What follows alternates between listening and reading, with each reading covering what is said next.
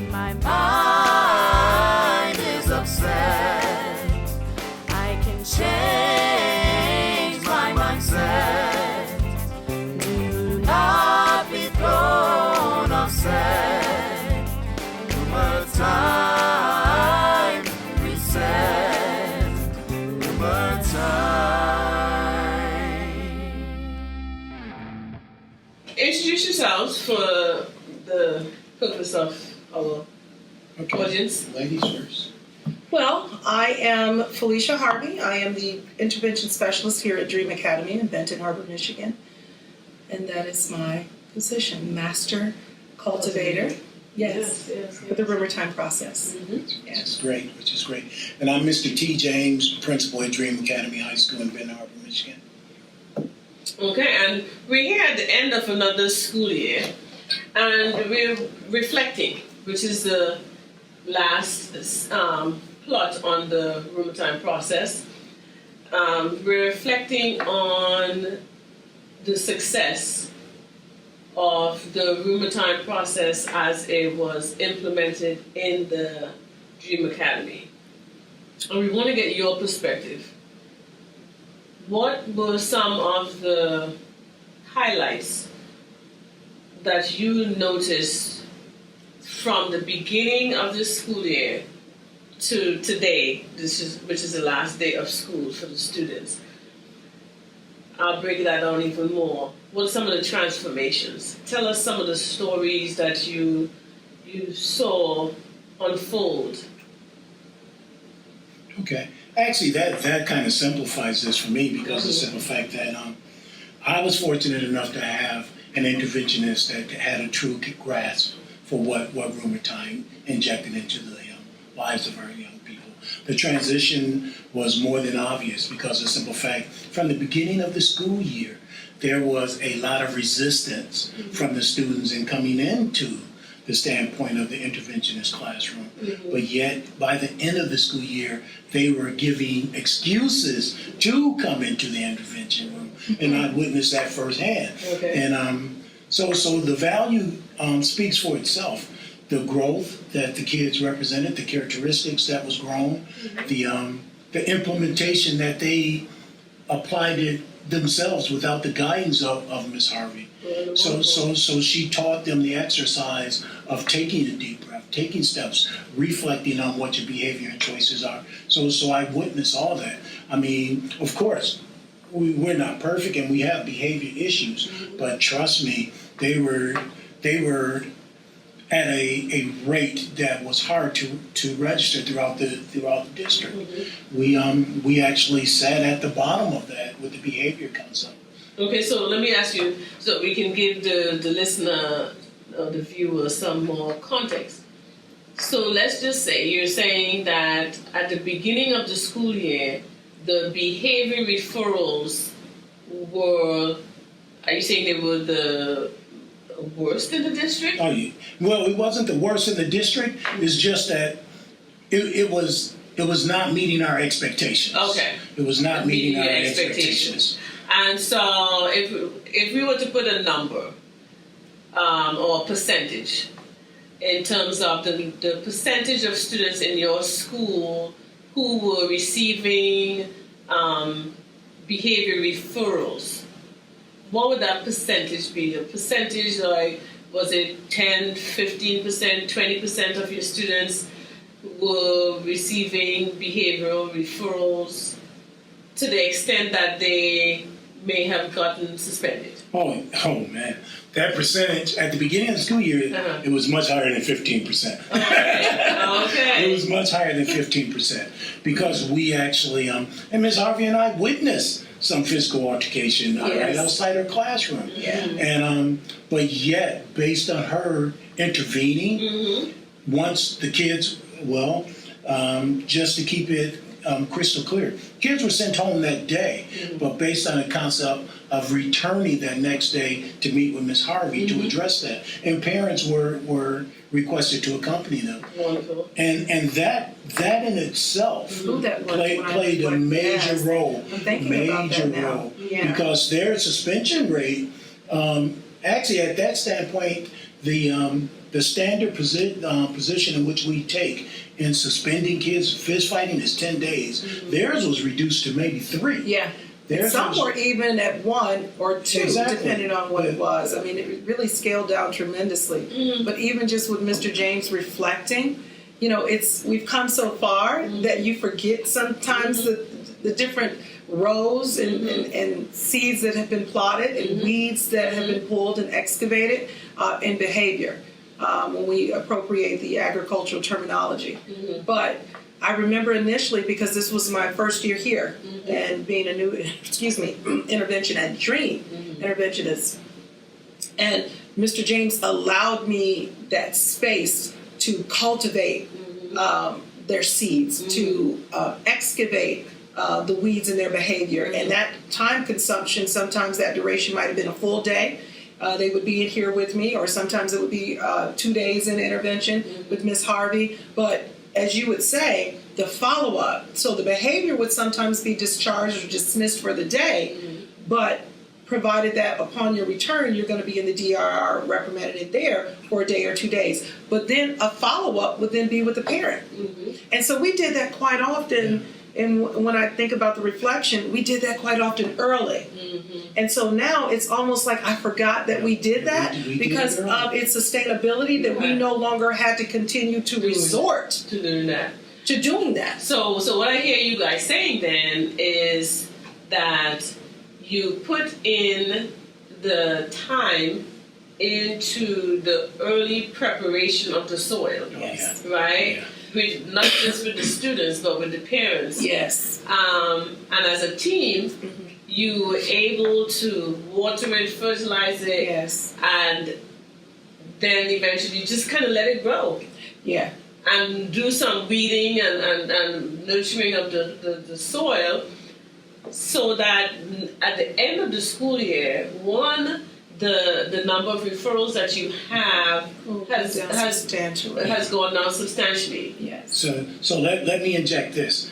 At the beginning of the school year, let's say maybe 35% of our students were receiving behavioral referrals. Okay. But the ones that went through our intervention RUMERTIME program, that percentage probably dropped to maybe 5%.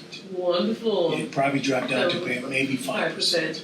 Because of the simple fact that, and the reason that our referrals probably did stay at a unacceptable rate, it was because those were the ones that didn't take time to go through the intervention steps and wouldn't actually transition into the corrective action aspect of it. So it has value. It has value greater than what we can express. And I will say that as the building principal, and this is something that we received from an observational point of view from the other teachers that were interviewed, was that the buy-in from administration. Right. And so other teachers had requested to have access to what was happening inside here for themselves. And once we had that and then that intra-personal connectivity, they were able to buy in when I would knock at the door, thumbs up, thumbs down, need a student, just point to it. It was like, and we were just on the same wavelength. And so you didn't even have to have a paper trail to go down to the administrative office, because they were busy dealing with other things that administration needed to manage. And but one of the things that I think also what made this so valuable and what made it so impactful is that early on, having the building leadership to be a part of RUMERTIME and the process, and just listening and not interceding, not interjecting, but just observing my facilitation. He then trusted me, being the master interventionist, to say, I'm just sending a student down. And now, as a building principal, and this is something that I think just in different curriculums and broadbands of school districts across, the last thing administration wants to do is have to micromanage, because they have other areas of operations that they need to manage. So we were able to be on the same page of, this is what the process is, the integrity that needs to be maintained, and this is for the efficacy of the students being able to sustain their own self-management. And he allowed that space to happen. Right, and so again, a theme that comes up is that whole relationship with not just the student and the intervention specialist, but with the intervention specialist and the educator, whether it be you as a principal or the teachers. Yes. That is key. You early on, you were able to recognize and understand the efficacy and the value of the RUMERTIME process. No question. And with that recognizing and understanding, you were then able to trust Ms. Harvey's implementation, and coupled with your understanding of the process itself. Mm-hmm. And that creates a safe space Yes. for you to do the RUMERTIME process in its entirety, Yeah. but also with fidelity. And I was able to breathe. And Yeah. so, as you notice on the board, it says, your life is not rush hour. And so when we were in here, I wasn't on a time frame. Right. And when you had written it and prescribed it and designated, you said that this process could take place 4 or 5 days, even a week. It just depends on the child. determined by the behavior, the manifestation of the behavior, and the condition of the soil, really. absolutely. The condition of the soil, which is the student, right? Correct. Depending on if they have a soil that is, compacted and has been worn and beaten and trodden on. Yes. Abuse. That creates like a cement barrier, so the seed can't take root. Yes. So if you have a student like that, you cannot, in truth and in fact, make any type of indentation in an hour, No. 30 minutes, where a seed could take root. Yeah. The seed will just stay on the top. Yeah. It can't penetrate. And that's why it's so important, I think, for anyone listening, any principals that are considering implementing the framework of RUMERTIME, is that it starts at the top. Mm-hmm. The seed starts at the top. Mm-hmm. The seed doesn't start at the The bottom. bottom. And even when you plant the seed, you still have to excavate the top to get to the depth of where you want to plant that seed, to where that cultivation takes place. It starts at the top. And if there's not a buy-in with administration to allow the time and the duration, and we've talked about and discussed how fast do you have to sow a seed, then it's not going to, like you said, it's not going to take place. It's not going to take root. And the behavior will continue to abscond. Exactly. And so that's why some students we've forgotten about, that they actually were in here. And I'm looking at all of these, not signatures, but these dream quotes on the board. Some kids actually came in once and never re-entered. Because it was an extensive time of RUMERTIME that was implemented from rumerizing, that after 3 hours they were like, wow. And it didn't need to be. And so their soil wasn't as damaged or as impacted or cemented as the child who may need 5 days, 6 days, 10 days. Right. Yeah. And so there has to be room. And so I applaud you, Mr. James, for allowing Felicia, with the RUMERTIME process, the room and the space. I mean, physical as well as literal as well as metaphorical. She needed it, and that's what the Cultivating Seed system needs. It needs people at the top who understand the process of growth and development. Correct. And it does not happen overnight. Correct. You don't plant a seed today and expect it to grow and burst through the soil tomorrow. I would like to ask Mr. James a question, just being the administrative leader in the building. And we reflected with some of the teachers, so they kind of shared, they faced some of that reality for themselves in their professional growth and development. But have you noticed any growth or any shifts, or what's the dynamics that you perhaps maybe observed about some of your staff that whose students have been extracted from class to receive rumor time, and what has it done for the connectivity or the relationship between teacher and student, and also perhaps maybe the growth of the teacher that has been impacted by rumor time? Well, and that's pretty obvious as well. If you've actually spent any time with our teachers, you would see the growth based on rumor time being implemented into our system. Because as you go into the classroom, you can see some of them are more self-aware. Mm-hmm. They connect to the students a little better. They can emphasize on what's needed and what's not needed a little more. Mm-hmm. And the empathy level grows. Mm-hmm. So you can see that within itself. Because kids, even during their outbreaks, they can reflect back on the proper steps, what's needed to get back on track. So, it's something that I speak in reference of all the time. And I think I've made it more than obvious at a few meetings we've been in. I wish we could put some parents and some more staff in rumor time concept. I think that's something that you've because the value that it does have. Mm-hmm. But we can never express how great it is for our kids, because our kids are not normal in a sense to well, and I say this all the time. They have a lot of more challenges than the normal, than the regular. What they call normal isn't normal. Yes. And there's more trauma that they've endured than what we can express. But they think that that's normal because that's all they know. Exactly. And that's what they recognize is normalcy until they come in here and break down those dynamics and recognize that normal is abnormal. Exactly. And that they're abnormal, they've accepted as being normal. And then those of us that are normal, we seem and we appear to be that false reality appearing real of abnormal. Right. When we're like, no, so everything is kind of it's backwards. It is, totally. Yeah. And that's where a lot of our resistance came from in the beginning, because they didn't want to get into that unknown area. Because they like that normal, or that no. It's not even that they like it. It's just that they accepted it. They accepted it. And getting out of that concept, out of their comfort zone, was something that they wasn't welcome.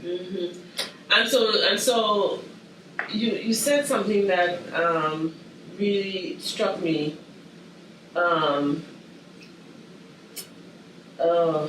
I know one of the things while you're trying to figure out what that mighty strike man did. Oh my goodness. The ignition. Can I ask you? Do you at any time felt that when we would have because we would have, weekly meetings. And then I think after Mr. James felt that there was more of a sustained balance, correct my language if I'm misrepresenting your voice, because there was a maintenance of balance that we didn't have to meet as much, or we didn't really need to meet. We could just be in passing or in the hallway or transference, or if I really needed him, look, I need you to step in for a moment. But understanding how that transition was coursing itself out because there was so much balance being felt. And then it was to the point that sometimes you felt like, God, do you really need me? Because some of the kids were able to self-manage so very well. Or it didn't take as much reinforcement to have to trimmer some of these triggers down. But when we were in our interaction and in our and interpersonal interactions here in our meetings, did you at all ever feel like you were being rumorized? And so, can you share a facet of what that was like for you? Was that like a personal growth for you? Well, it was. Or and I think I spoke of that with you. I would like for you just to share with any on a couple of situations to where I would make a decision. Yes, sir. And based on after being rumor time. Rumorized. But I would reflect back onto those decisions. Yes, sir. To where I would offset my own decisions. Yes, based on not thinking things through. Yes, and not reflecting on what fairness truly is. Because fairness isn't always fair. It doesn't look fair all the time. And sometimes as administrators we fall into this funnel thinking of we got to be persistent with what's fair, and we can't. We're failing our kids when we do that. So do I feel that I was experiencing that, yeah, without question. And a number of different times, it did help me curve my own personal decisions. Let me ask you this, and thank you for sharing that. Did you ever feel that I was fair?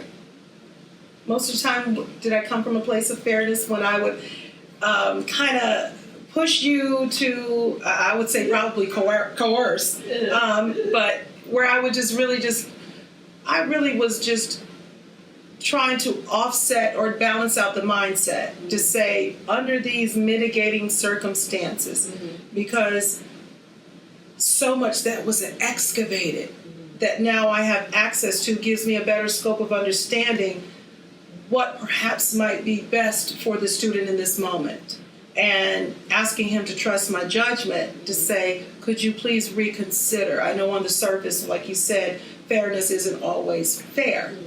And what appears to be fair may be unfair to others. But I think that's where the relationship comes in, an element of trust.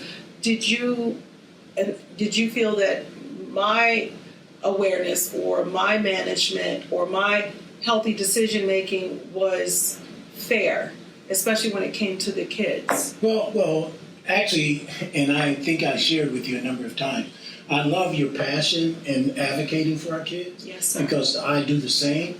And once you had clarity of why I was taking certain steps, yes, sir. yeah, you would be fair, yes, and accept what was. But if you felt that I wasn't seeing things through, you would stand firm with that. Yes, sir. So I think fairness was actually always on the surface of how we interacted. And I think that that's important to disclose, because he offers a different perspective than teachers.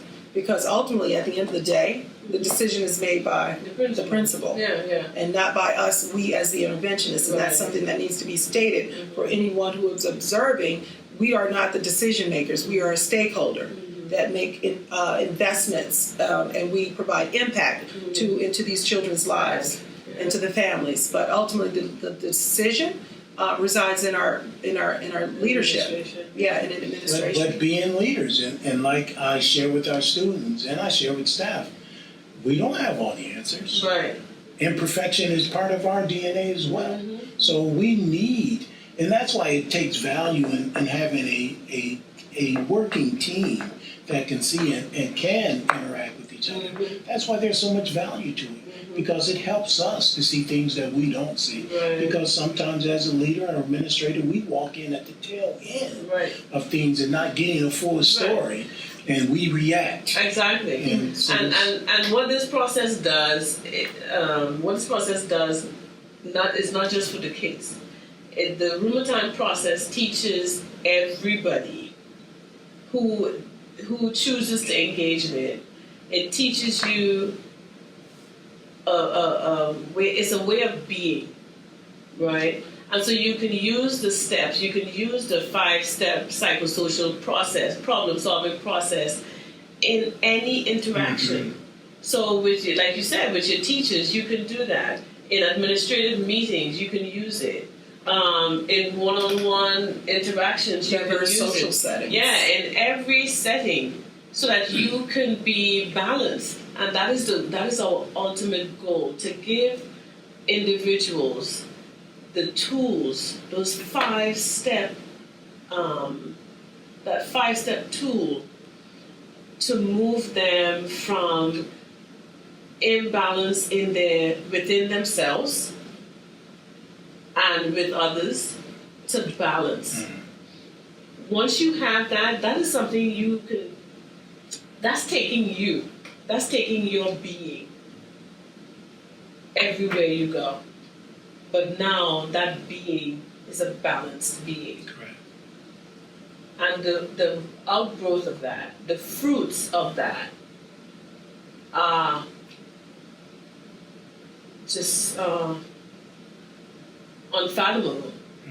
They're unfathomable. I have a question, Mr. James. Yes, in your transitions, as you know, as we all have transitions in life, and we never know what duties or what job descriptions are delegated or what we're relegated to. Would you consider implementing RUMERTIME with your staff in any capacity. Let's say, for instance, hypothetically, if the district says, your district that you're working in says, okay, well, we no longer are going to reference this framework in our district because we're now going to incorporate something new. Because sometimes districts from year after year, they implement new practices. But sometimes we have budgets. We have our Title I budgets that we have for each school. That you can go into your budget to say, okay, I want this training for my staff. And I'm asking this question because I heard two of the teachers reference, it would have been nice that if we could have been prefaced on the language. If now I took the time on my own to go and access what it actually was, once I saw it, I really could buy into it more. Then now I no longer worried where my kids were, what they were going to be getting.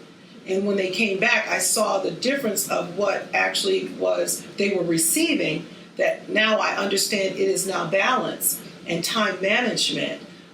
Some of the teachers had said, hey, this would be nice if we could have access to it. And so they might not can be a certified RUMERTIME specialist, but to understand the framework of language and allow it to be another PBIS tool model that they can implement as a strategy. Would that be something that you would be interested in perhaps instituting or having as a PD or outsourced to have a PD to come in with your staff in a training to train your staff on? Well, based on the development of our staff, Yes, sir. I think internal PD should take part, and I think RUMERTIME should be a major component in reference to it, because of the simple fact that You've seen it work, so the value and that knowing- it brings, the Right. value that it brings. I think teachers should be exposed to it 100%. And as I said, I think adults should be exposed to it. Not just teachers, I think parents. I think Right. some of our Community stockholders. But maybe that could I even be think something laws. that could be a consideration for you, what you do for the dynamics of your building. To say, so for someone to say, what's working, what's happening over at that place or that designation that we're not seeing some of those optimal results over here. Well, let me show you some of the strategies, the tools, PDs, and this, excuse me, these are some frameworks that I am instituting with my staff that makes our building a little bit more whole and complete without flaw, as one would per se. So, I mean, I was just curious because you are high on supporting its success and what it's done for DREAM, that in your future plights, and who knows where we will be in 1 year, 2 years, 5 years, is when we 1 believe. week, 2 weeks. But when you believe in something, I can always go and access it. If I believe in a makeup or a brand, when I run out, whether it's 1 year from now, if I buy enough to sustain me for the year, I know that when I run out, I'm going back and buying that same product. And so I'm just saying, I was just curious as, would that be something that you would consider for the future. During your tenure of leadership, wherever that is, where you take root? Well, to start with, I believe, and I always speak in a standpoint of consistency, because that's what our young people need, is consistency in their lives. So if you're going to implement a program that's an effective program, Yes. to where you can see a positive outcome, why would you not try to enhance on that and inject that more into your program, Yes. and just allow it to work?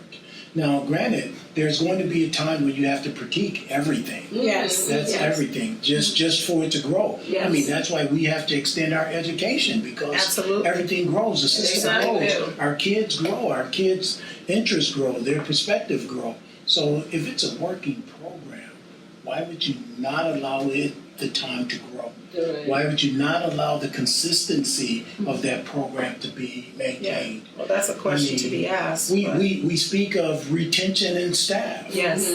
Because we want our kids to be familiar with what's in front of them. Exactly. So Yeah. why would you not do that with a working program? It's not, and stop trying to recreate the wheel. Yeah. When the wheel is already working. Right. And it's going round and around. Exactly. And one of the last things I wanted to just bring to the table was, and I love the piece of feedback we had received from our English teacher when we had asked him if there were anything that a voice that you could add to add value to Rumor Time, what would that be? And it was, what would be nice is the shared reflection as a checklist of what to look for in a class play. So it was an identity. It was behavior identity. Yeah. So the things that trigger certain students upon returning from Rumor Time is to have a sheet that would say X's behavior when he starts to twiddle his thumbs. Expect for this to be a trigger. Expect for this to be the reaction. If he is spoken with negative terminologies or racial slurs, this behavior will abscond and look like this. So some identifiers, behavior identifiers, that it's like a cheat sheet for the teacher to say, oh, like a fire drill. Oh, I smell smoke. Okay, when I smell smoke, I'm supposed to call this number.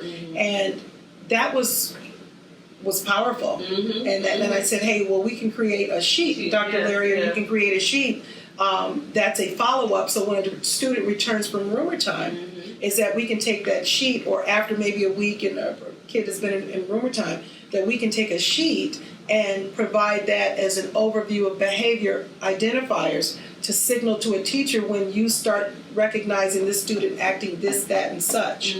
Then expect this, that, and the other to perhaps maybe be a reaction. And so he shared with us, that would really help me.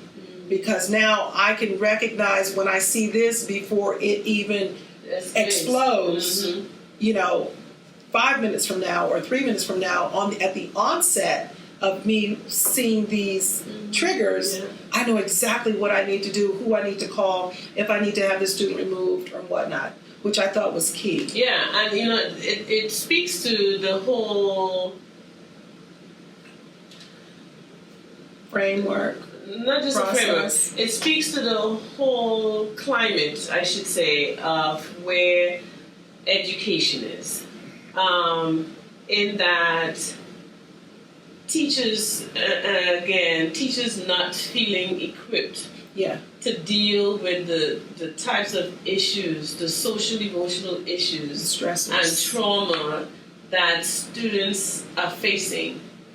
And so what I heard him say is, if I can get an identifier, a sheet with behaviors to expect, behaviors that I could see, that I could look at and see, okay, this, like you said, when a kid is maybe twiddling his thumbs or maybe putting his head down or some more obscure types of behaviors, if he can have a sheet that will say to him, okay, that's a trigger.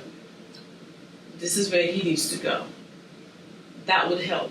And so what I hear him asking for is something that all teachers, because I do this training in other school districts, and that is a key thing that teachers are wanting. Can we get a cheat sheet, basically? A behavior cheat sheet. Yeah, to help us when we see certain behaviors in class to say, okay, this is the beginning of a blow up. This is the beginning of depression. This is the beginning of a child cutting. This is the beginning of so that they can reach out for the help that they need. And I think that is we're gonna make that available. Yeah. We're gonna create that so that teachers have. That's called the Mosher principle. Yes. And so we're going to create that so that teachers could feel more equipped to work with our students. And like he said, the teacher said, not be as worried. Yeah.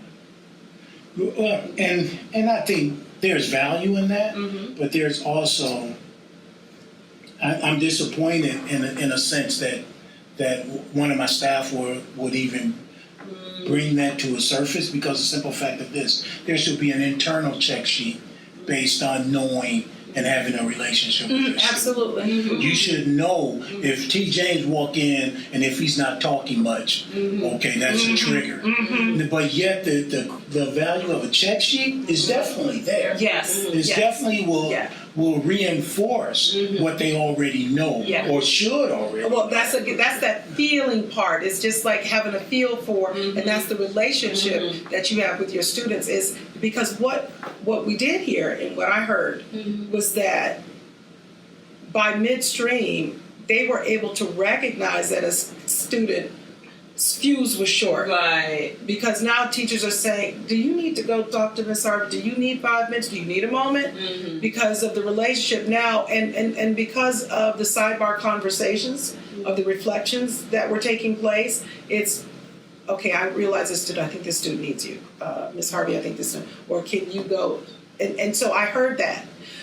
But even as an added request, it was what would have helped is now after working or spending time in intervention is to get some feedback on the student to say, is there something that I need to have access to that can help me to recognize and help recover a student or send a student out for what they need quicker than I would have actually.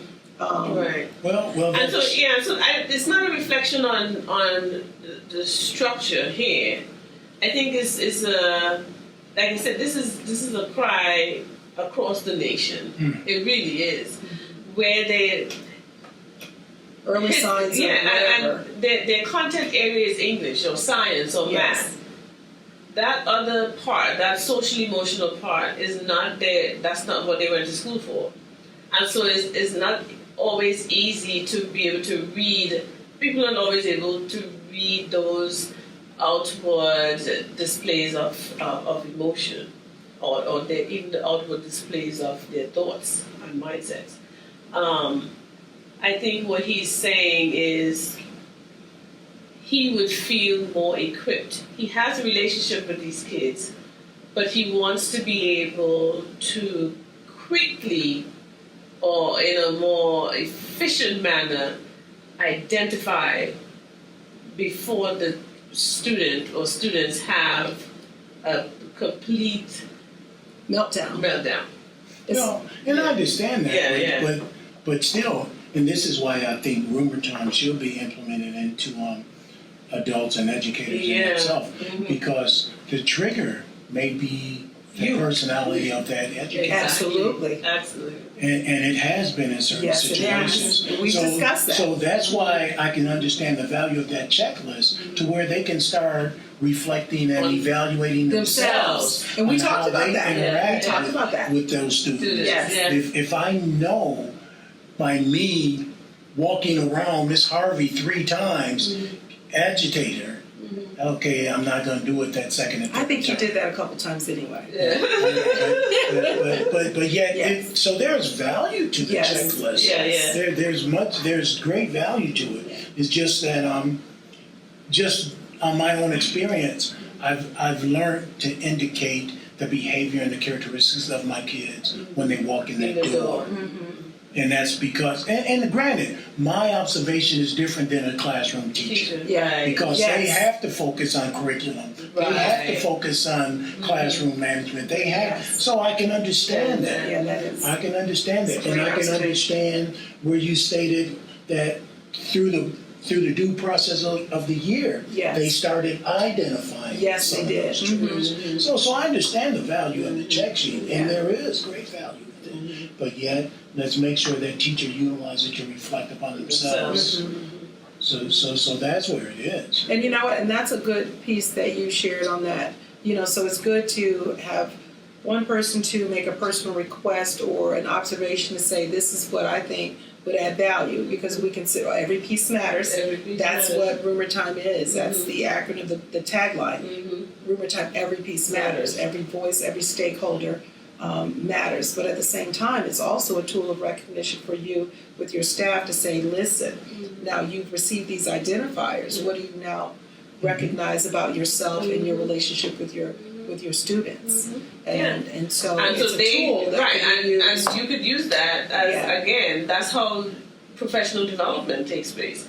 So you have 6 sessions of the RUMERTIME process for professional development.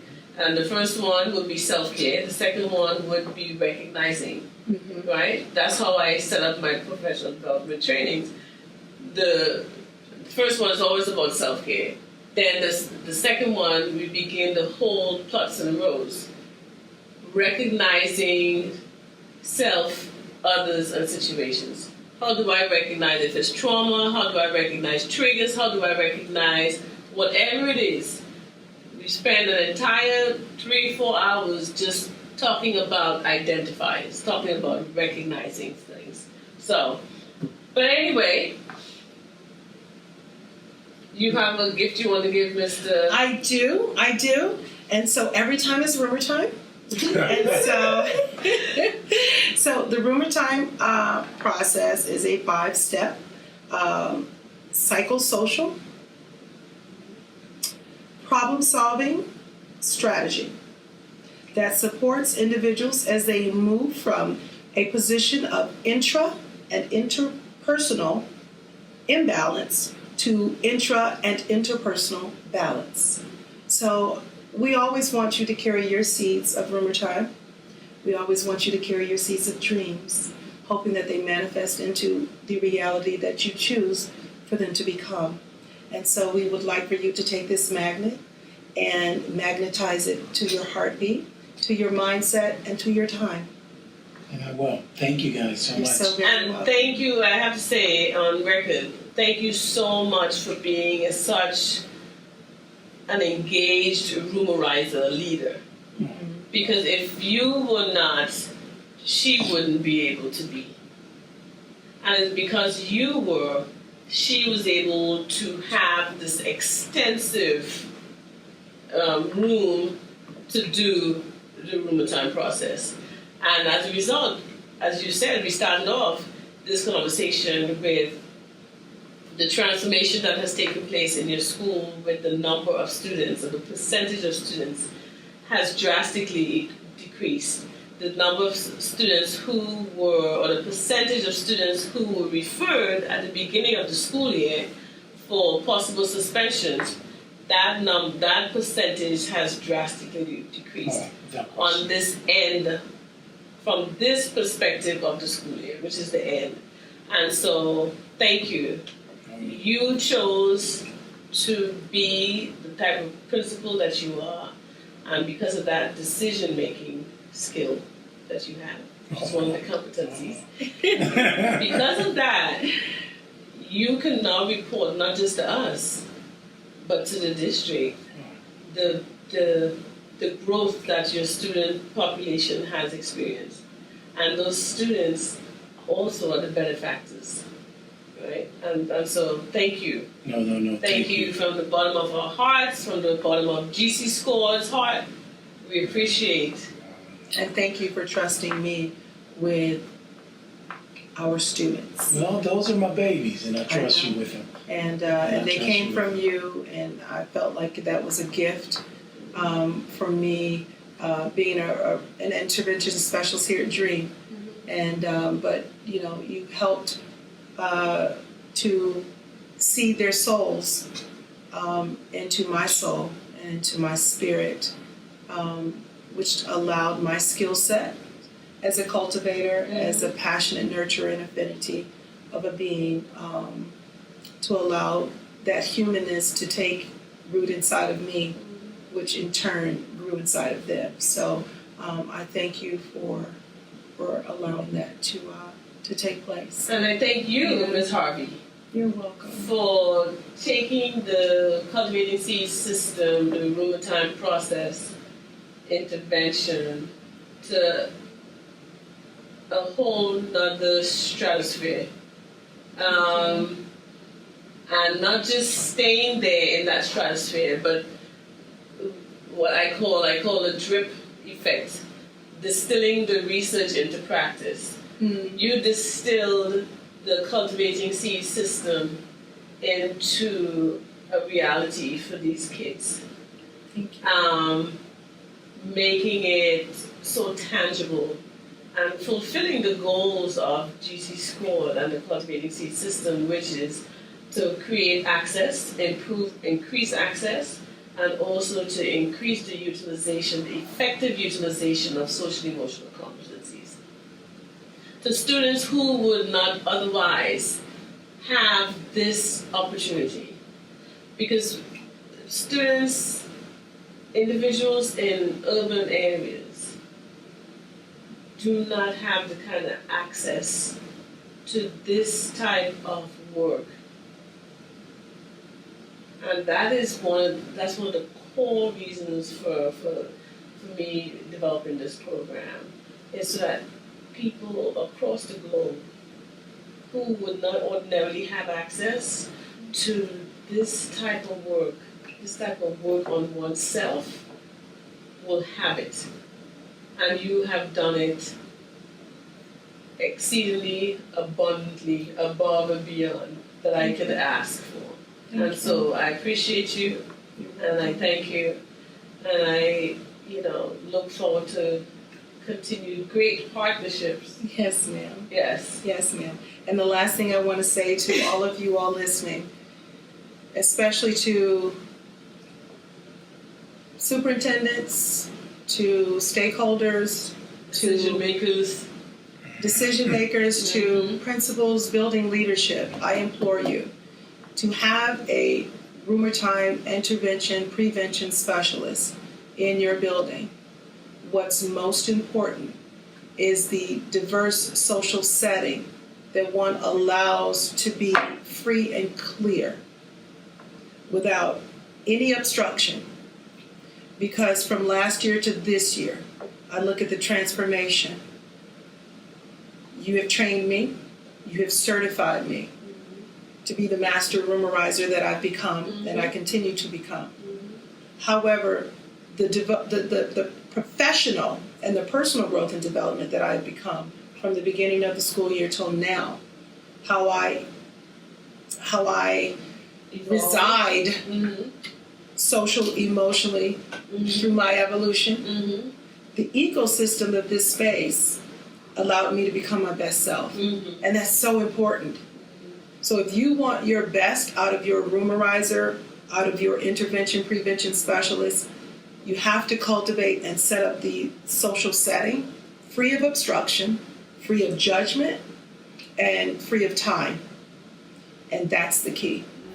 And then the best is yet to come for everyone. All right. Well, thank you.